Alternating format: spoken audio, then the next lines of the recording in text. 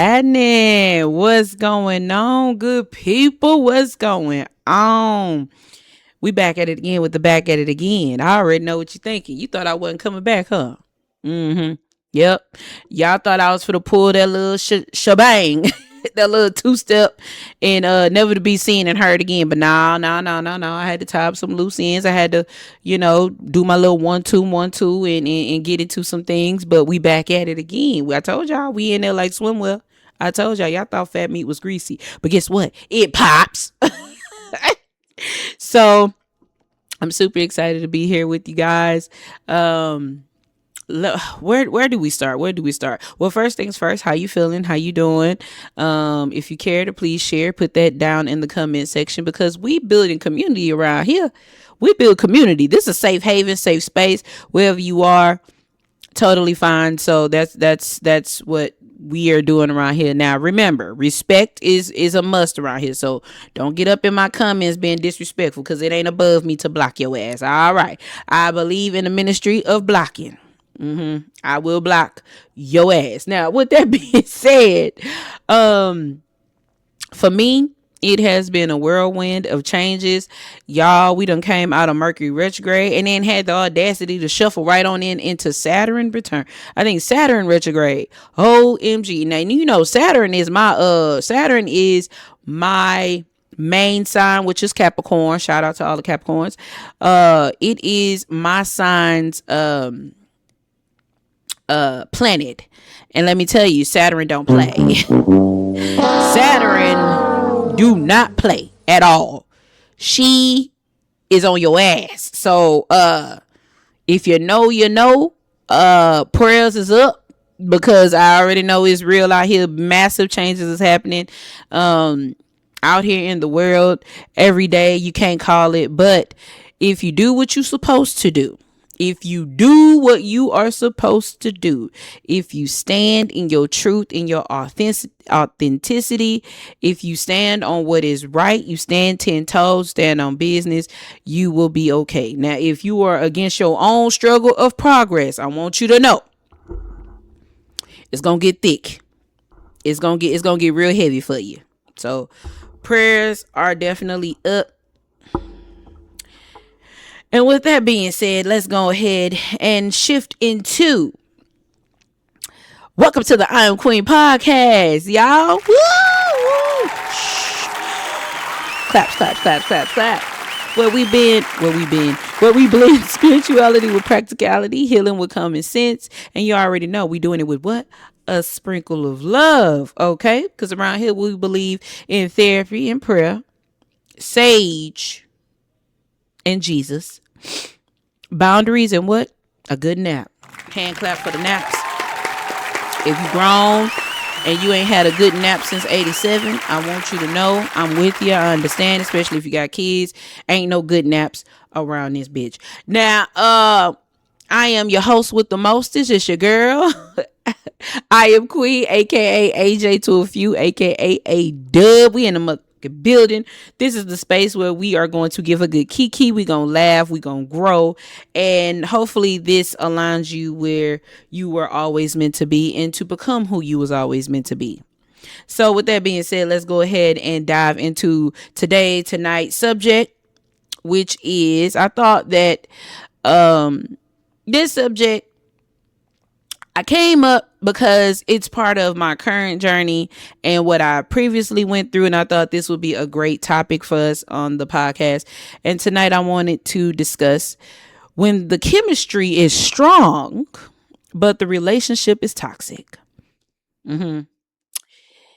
I'm pretty sure many of you, maybe if those that resonate with this, have been in a relationship where you have chemistry with the person.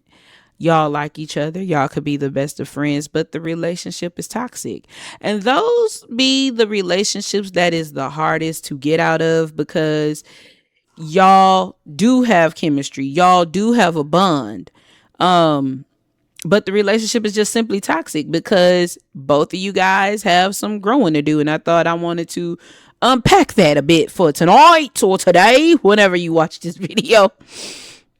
So today's conversation is for anyone who has found themselves asking, if this relationship is so unhealthy, why the hell am I still in it?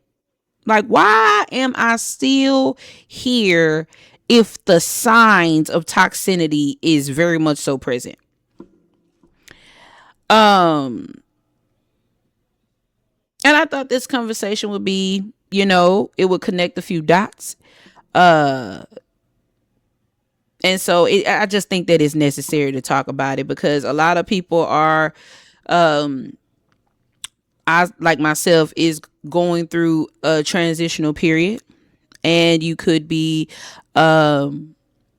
moving forward as a single individual, and you may be in a reflective state, or you could be pivoting, whatever that pivot looks like. And while you are reflecting, you could be asking yourself, why did I stay so long? Or you could be in a current relationship with somebody, and you could be asking yourself, why am I still here? Like, it's so much going on. And so maybe you think to yourself, you're thinking about all the pros and all the cons, and you're weighing out the balance of, should I stay? Should I go? LaToya Luckett. You trying to figure out how this is going to benefit you at the end. And let's dive into some things. First things first. Let's understand the difference between chemistry and compatibility. Now, for me, when I was young, coming up, I come from the era of we go together. You know how you just like somebody and you like, oh, I like you, you like me, we should just go together. Like, there was no conversations and walkthroughs on compatibility, what was chemistry, none of that stuff. Like, there was no prereqs of conversations about to align yourself with somebody that you're compatible with, or someone that you really went off things based off of the chemistry, or as the kids would call it, the vibe, So, so let's start here. One of the biggest lies that we have been fed was chemistry equals true love. Just because you have a vibe with somebody, just because you have chemistry with somebody, that does not mean that that is your person. Shoe drop, mic drop. And I had to learn that the hard way. Like, just because you have a vibe with someone or you have chemistry with someone, that does not make them your person. And there's a big misconception with that, because that's why people dive head first into some bullshit, because in your mind, you will very well assume like, oh, well, this is my person, because I just know we gonna last. We gonna be a forever thing, because you like me, I like you. We might have a few things in common, or you could be teaching me something that I've never known, or vice versa. And that just alone, because there's an openness because of the beginning stage, that just means that you're my forever person, and it don't. Chemistry does not mean intense chemistry. Just because somebody give you butterflies in the stomach, just because somebody looked at you and said, oh my, that's a dream, does not mean that that is your person. That does not mean that is your person. Chemistry is attraction. Compatibility is alignment. What does that mean? Compatibility can stand the test of time, because it is about being on the same page with one another. Even if you are not on the same page with one another, you're open to being on the same page with one another. There is an openness and an understanding that it hits different when you are compatible versus chemistry.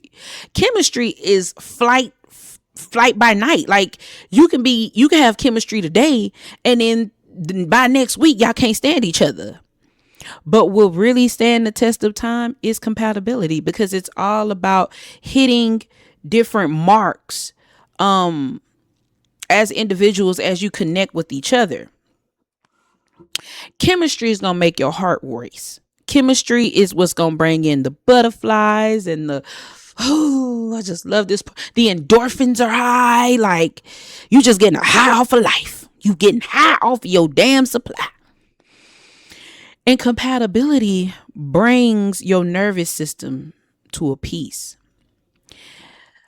Most people get stuck into some bullshit because they get high off of the intensity of the chemistry rather than the compatibility is what's keeping people close. Because compatibility, if we're on the same page, I know where you are, you know where I stand. That level of understanding is going to make your nervous system be at a, at a mid. It's not like there is no need to have this fight or flight kind of energy because we know where we are. But when you are connected to somebody because y'all got a good vibe and y'all can have good conversations, that's not going to be enough to sustain a relationship. But we're going to get into some things. We're going to get into it. Chemistry can make you crave someone. You ever been laid up in the middle of the night and was thinking about somebody and ruminating about what, fantasizing how things could be, how they would be, and this, that, and the other, or you thinking about somebody from your past, or like it makes you want to reach out and touch someone's hand. But compatibility helps you to build a life with someone. Because again, it's all about getting on that same page of understanding. There's a mission. There's an agenda at play. And I'm not saying in a transactional sense, but I'm saying like there is this, we are here to build. We are here to grow. We are here to experience life. Not just, oh, it's a vibe all the time. No, it's not going to be a vibe all the time. So there are two different types of experiences when you measure compatibility with chemistry. One is very much so intense, fight and flight coming in and out. And it sparks flying and everywhere, but compatibility grounds you. Compatibility gives you an idea of how you are going to be able to navigate life together. So why are toxic relationships feel so addictive? Let's bust that down. When someone gives you affection one day and then distance themselves the next, your brain become hooked on the unpredictability. I can talk about it because I've lived it. I have had a crazy amount of people that I have connected in my past based off of the hyperfixation of chemistry. And I didn't really understand what love is until I understood myself and my needs and kind of understood what I required in a partnership and what I didn't like or didn't want in a partnership. And one thing I've known, chemistry has led me down a destructive path. And when I say destructive, I mean like it has aligned me with people that, quite frankly, I had no business being in alignment with. I had no business. And it just goes back to how I valued myself, and my self-worth wasn't there. I didn't have the highest confidence at the time.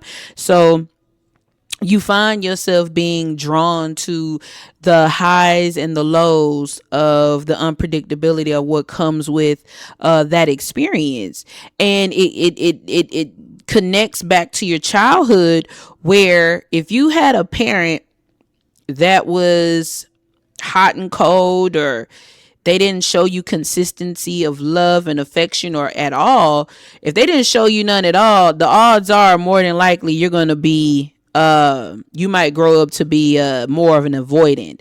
But if you had a hot and cold parent, you had to show your worth, you had to do certain shit to be seen, to be loved, and you didn't know what was going to come with your parent. They loved you today, get out my face later on in the afternoon.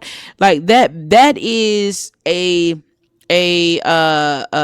pool, a development for an anxious type person. And I can talk about it because I'm a recovering anxious attachment person. And it's sad. It's quite sad because you are addicted to the chaos, the confusion. You're excited about the confusion and the chaos, that you don't know what you're going to get. And this is why people say, oh, they keep you on your toes. Why would you want to be with somebody that's so like toxic, where it makes you get you up, get you going, keep you on your toes? You never know what you're going to get. As I'm getting older, I'm realizing that shit is for the birds. It's just not good to be with somebody where they may love you today and they may want you away from them tomorrow. Like, nah. You begin chasing the next moment of closeness instead of asking whether the relationship is actually healthy. Most of us, well, let me not just say most, let me not generalize it because I'm the generalizing queen, but some of us experience that, where you get on this roller coaster and you're trying to chase after that high of someone rejecting you, because that's what you're familiar with. That's what your brain is stimulated by, rejection. So we get into these relationships super hyper fixated on the chemistry of it all, the intensity of it all. And then when someone rejects you or they avoid you or whatever the case might be, breadcrumbing, whatever that comes with it, then you like, oh, if I just do this, if I just do that, if I just become this, if I become quiet, if I don't make a noise, if I just talk different, if my approach is different, if I lose weight, if I grow my hair longer, if I whatever, then maybe we'll get back to where we once were. You would never get back to where you once were because it was all a lie from the begin with. It just was not, y'all were not compatible to begin with because y'all probably relationship was deeply rooted in trauma bonding. I jumped the gun there, but we gonna keep it pushing. You mistake emotional highs and lows for passion. Lord knows, like, being in a relationship with someone, especially if they're an avoidant type person, avoidance, let me tell you something. Free gems. If you are an anxious attachment person, more than likely you're going to find yourself in an more than likely you're going to find yourself in an avoidant attachment relationship. And let me tell you why. Because that is what you're familiar with. Anxious avoidance and avoidance are one and the same. They just go by things differently. There's an abandonment wound there. And so you find yourself attracted to people who ultimately abandon you, because that's where the brain tries to rewire. How can I not get abandoned if I just move differently? And that's where that high, that addiction, you get in that cycle of trying to morph yourself into something that is inauthentic to your soul, to who you are at your core. And you stay there because you're like, well, you make up all these excuses. Well, this person loved me. This person care about me. All that can be true. Two things can be right at the same time. They very well could be care about you. You could be their person in their mind.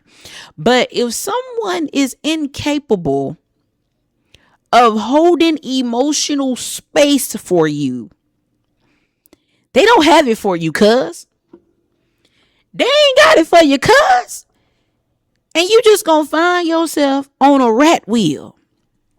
I know I've stayed in some toxic relationships just based off of the passion, because I knew this person loved me. Those of us, and if you know, you know. You ever find yourself in a relationship staying longer than you should because you just know this person love you? That's a sad space to be in. And it's no shade to anybody. I'm just saying, objectively, if we pull the lens back out and just look at it objectively, it is a sad space to be in, but you're with someone based off of the love. Love is not, if you really want to go a little bit deeper, someone can love you all day long, but just because they love you don't make it healthy. It don't make it right. It don't mean it fit for you. Like, love is never enough to sustain nobody's relationship. So nobody should subject themselves to a relationship that is toxic because somebody loves you. What you are really saying is that this is as good as it gets if we're going to keep it a beam moving forward. But emotional instability isn't passion. It's unstable. So if you are in a toxic relationship, I want you to know that if it's toxic, it's toxic. There is no excuses.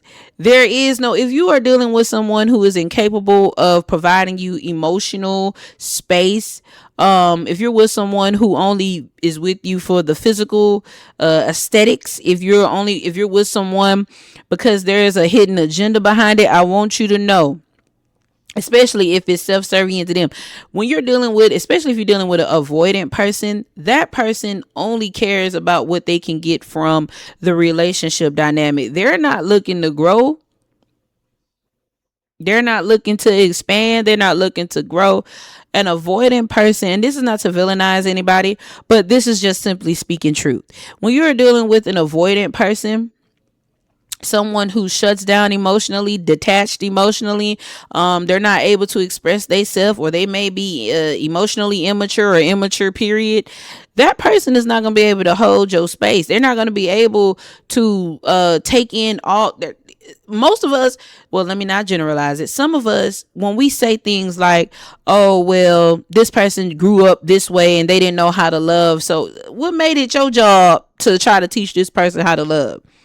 Because the odds are, even if you teach this person the concept of love, what makes you think that that's going to be enough to sustain your happiness and peace? Healthy love does not require you to earn basic support and basic respect. It should be off muscle. It should be off top. So when you allow yourself to be in an experience that you know it ain't working, you are abandoning yourself, whether you notice or not. You are putting yourself in the background and subjugating yourself to some bullshit. Turn to your neighbor and say, subjugating yourself to some bullshit. And this one, what I'm about to say here, it is going to hit home. It's going to hit hard for a few. But I'm going to go ahead and lay it out there anyway. Sometimes you're not in love. Sometimes you're not in love. What do I mean by that? You ever find yourself being in a relationship with somebody that you think that you can't live life without? And you believe that this is your person, and y'all are going to be together forever, forever, ever, forever, ever. And you just so consumed with the fantasy and the idea of that this could be it, but you know what you experiencing is some bullshit. Like, you know, and most people are there, they're gonna make the excuse of and say, oh, well, nobody's perfect. So we know that. We know ain't nobody's perfect. We know nobody is perfect. No human is perfect. But what that got to do with you subjugating to yourself to some bullshit? That has nothing to do. Just because we know somebody isn't perfect does not mean you are supposed to continue to align yourself with someone who cannot show up in their best self. And I know not everybody's going to be able to show up in their best self, but we have to stop making excuses for like stuff that we know that's tearing us up. stuff that we know that the experience is real shitty. We got to stop making excuses for it and then trying to gaslight ourselves to stay into something that we know is just simply unhealthy. It just doesn't, the math ain't mathing with that one, my good sister, my good brother. It ain't mathing. Sometimes you're just simply in love with potential. I can talk about it because I've lived it. I have loved people. I'm the type of person, especially if you are a healer, and a healer as in not saying that you are the coming Messiah, but I'm saying like, if you know that you have great energy, you have a lightness in your heart, in your spirit, like you're pure hearted, you're very kind, you mean well by people overall. You can see through people. You can see people. Everybody has potential. The ugly truth is not everybody want to meet their potential. Not everybody is going to attempt to get to their potential, and not everybody is going to surpass their potential. Some people are comfortable where they are. And this is where you just gotta look at this as a that, because trying to gaslight yourself into staying into some bullshit with somebody who just don't want to grow, it is what it is. Oftentimes, more than not, you're going to be in love with the person that you want them to become or that you see themselves to be.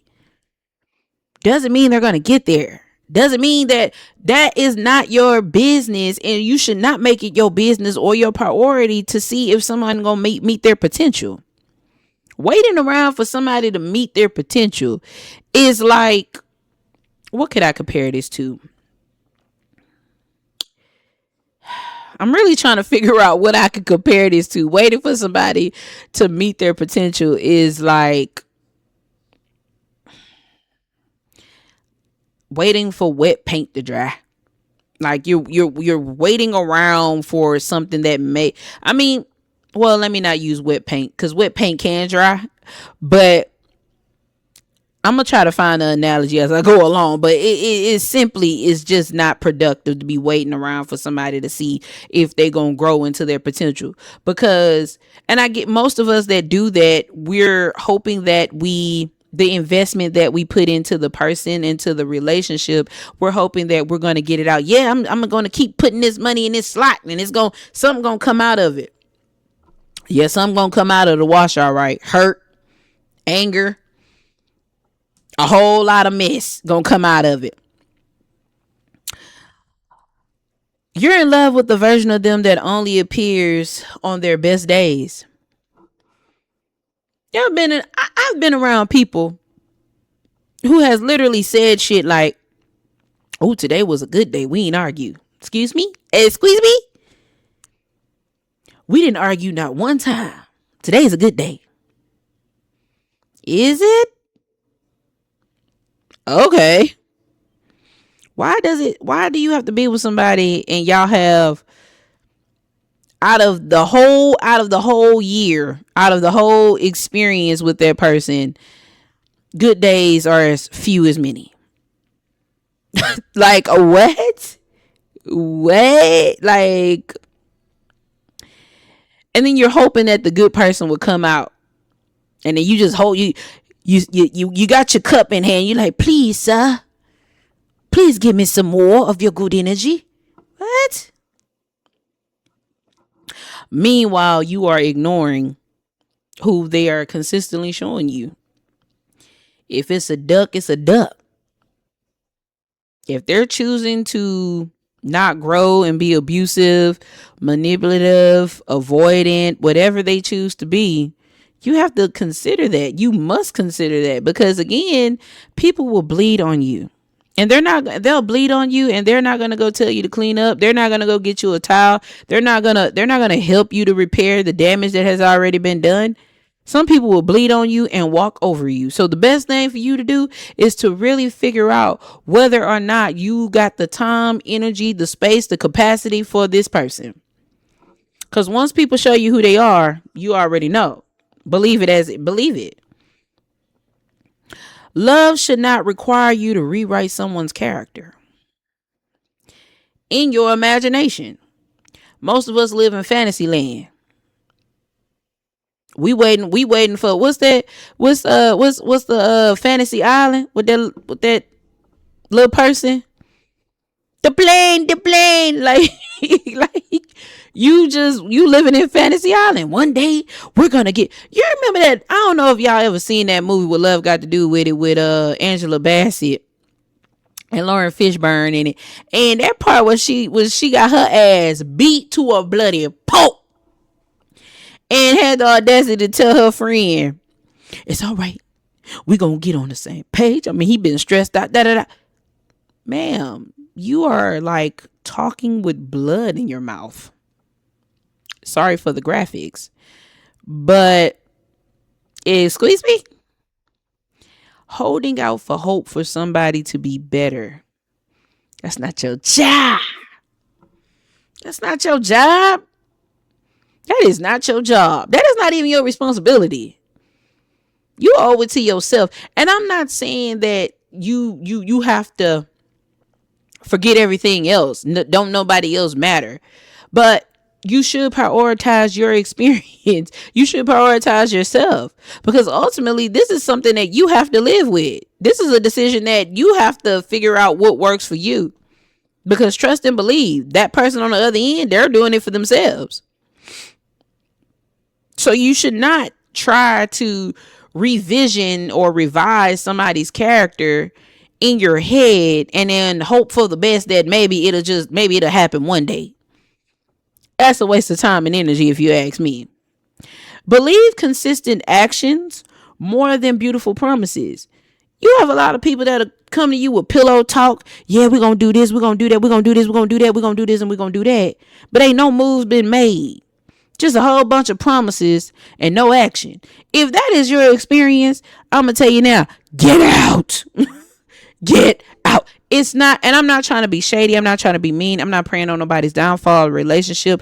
I'm not trying to be no hater, but I'm telling you, it's not going to get better.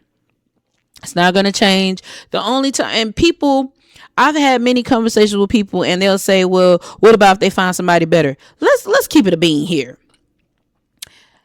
If they couldn't manage a relationship with you, what make you think they're going to go get better?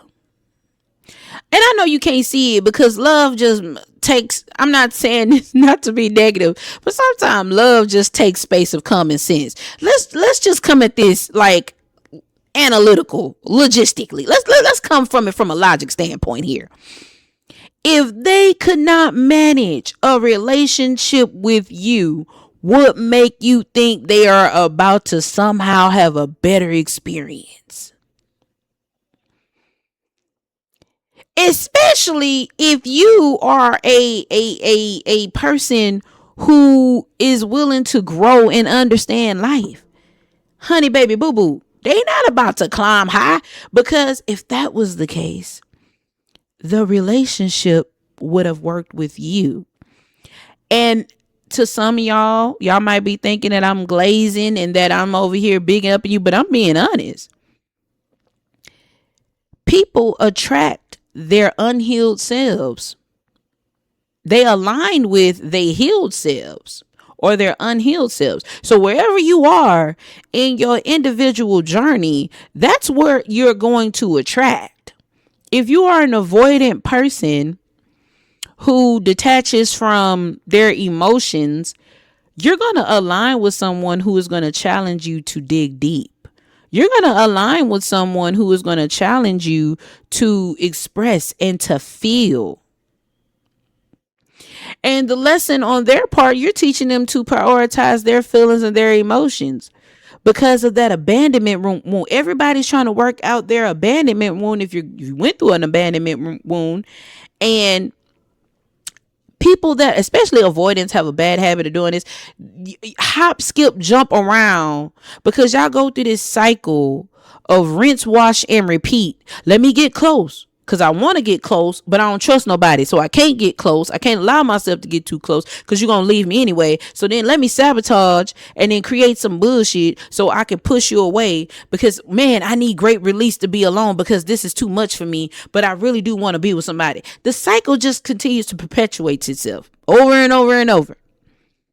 So if you're dealing with someone who's an avoidant, what make you think they are about to date anybody better than No, it does not get better until they decide to do the inner work, until people actually sit and become self aware of their actions and why they do things and to decide to do things differently. They gonna be on repeat street. They just gonna go find somebody else that is easier to deal with, that don't challenge them, that don't give them no real pushback, and they gonna keep that cycle going on and on and on again until and some avoidants are natural victims, but they just like to stay in a victim state, so they just gonna keep getting with people, tearing them up, bleeding on everybody, but blaming everybody for them trying to get close to them or resenting them for trying to get close to them. So that's why I said it does not mean that they're going to get better than you and you're missing out on something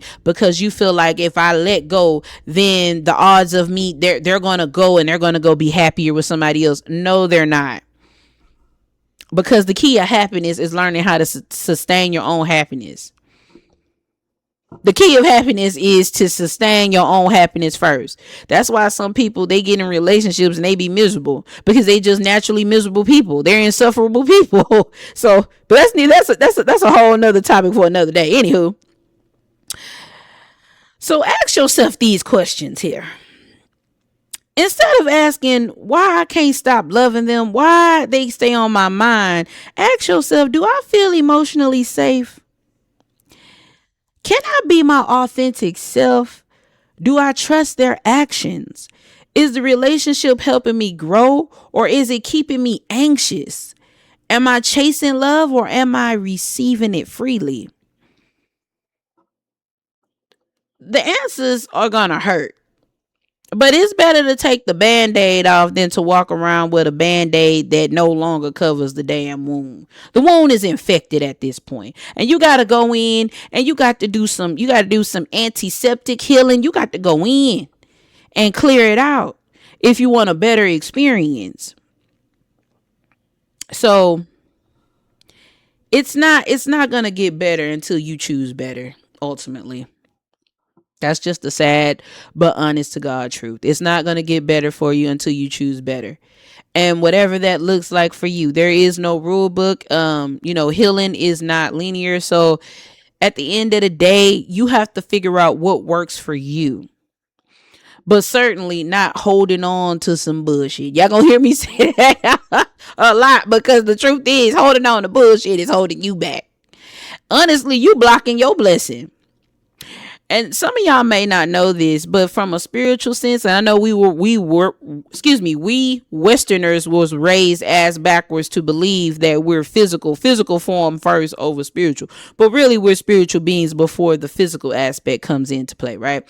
So did you know that when you align yourself with somebody that's not in alignment with themselves or with you, that all that energy creates a cesspool of chaos?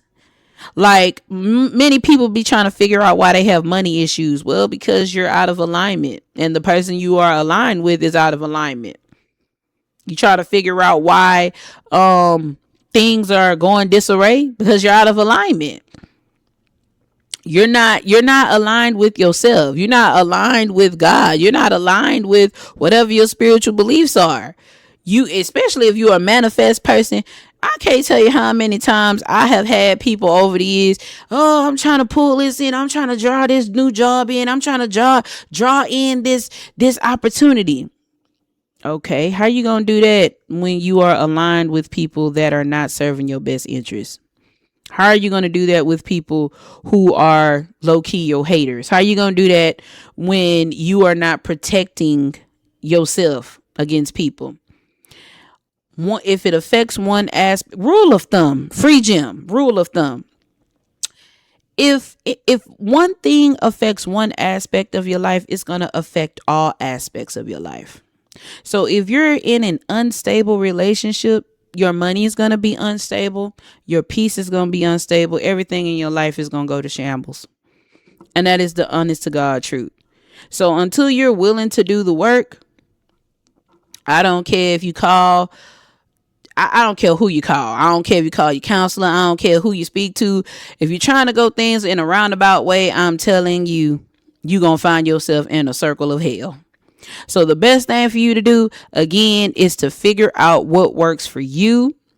And if you do, and sometimes you have to sometimes you could be a visual person. You have to write it down for yourself to see it, talk to another person like a therapist. But you sticking your head in the sand and to act like stuff don't exist and then creating these fantasies, that's creating you a state of disillusion. You living in a glass house and then get mad at somebody when somebody drive by and a little pebble hit your glass house and it's starting to crumble. So be mindful of that. So let's talk about what healthy love is. Healthy love may not feel like fireworks every day. To some people, healthy love is boring. There's nothing going on. They're boring. I have had people that I've had run-ins within my experience of life that have ruined, threw away relationships because it wasn't nothing going on. That's a bad thing. Like, because y'all not arguing every day, because it's not chaotic, because there's not, y'all not making out every day, y'all not making love every day, whatever the case might be, that means like something is off. Or it could just be that your nervous system has been shot and you really don't feel comfortable in peace. Some people, and I believe Will Smith said this before, something about people that love watching the news, like people that are avid news watchers, they don't know, but they are like engulfed into the chaos of life. Not, and I don't want to blanket that and say that's everybody, and I could be misquoting him, but it is very interesting how some people will turn on the news and they just gotta watch the news, even though it's making them paranoid, even though it is causing them to have mental, their mental is off, they're not balanced. I gotta just watch the news. There are some people at your job right now that create chaos because they don't know how to sit in peace. There are some people that have to work around noise. They have to be loud.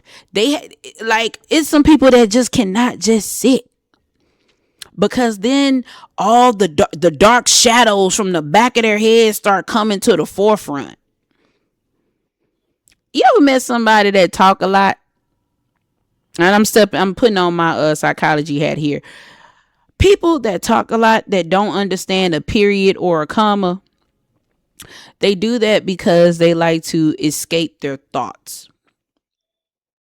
They like to have open, consistent dialogue because they are trying to run away from whatever that is chasing them in their mind. So imagine what that looked like in the physical form, where you got people that always got to be a part of groups, and they're part of cliques, and they got to be around people. They got to go out every weekend. They can't sit at home and just be chilling. Like, they just got to be out all the time. They always around somebody all the time, everywhere. There's nothing wrong being a social butterfly, but everything must come with balance. So if you know somebody that's just out all the time, they in different type of cliques, they can't sit down, there's a problem with peace.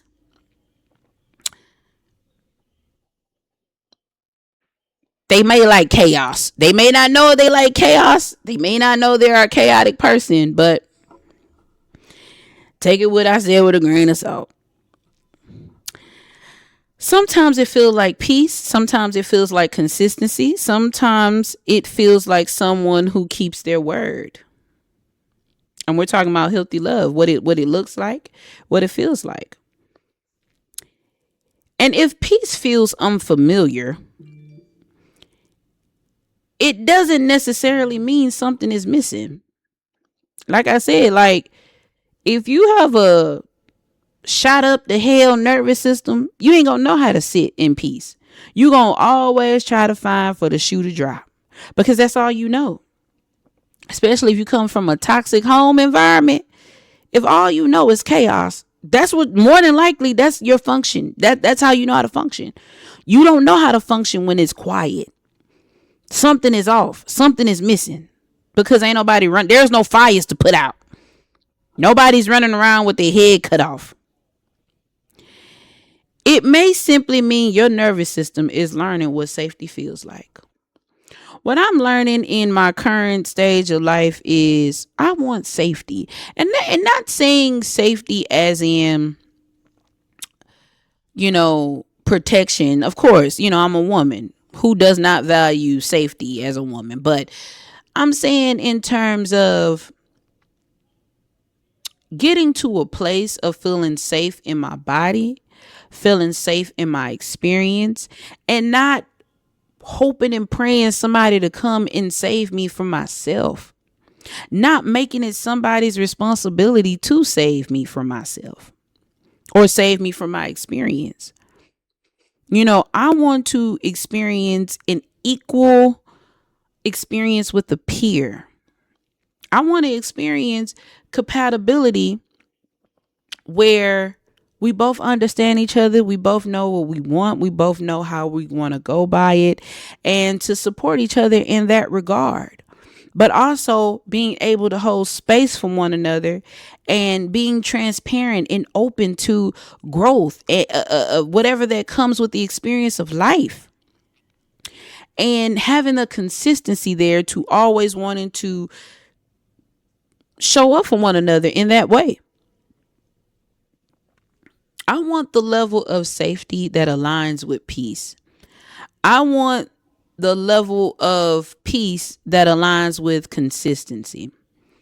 I grew up in a very toxic environment where you just couldn't call it. Every day was different.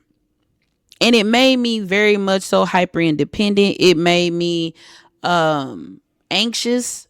And that could be very draining. And because homegirl is getting older and we not getting younger, although I don't look like I don't look like my age, but at the same time, I want to experience life where it's not chaotic, where I'm not in a state of confusion and I'm trying to figure out if I'm going to sink or swim. I want to be in a space where I'm good. Not saying it's going to be perfect. Life is going to life. There are things that's going to happen outside of your control, but I want to be sailing like Sunday morning. I want to be like the Commodores. When you turn the Commodores on, zoom. I want to fly away. I just want to be on airplane mode. There is no confusion. There's no chaos. There's no nothing. We cool, easy breezy. So I will leave you with this. Just because someone can awaken deep emotions within you doesn't automatically mean that they are your person. Does not mean that they are meant to stay in your life. Some people come to reveal your wounds. Others come to help you heal them. The wisdom is learning the difference. With that said, we have the affirmations of today or tonight. And Queen's affirmation is, I no longer confuse intensity with intimacy. I no longer mistake inconsistency for passion. Hello, somebody. I deserve a love that brings both excitement and peace. I choose relationships that honor my heart, my mind, my spirit.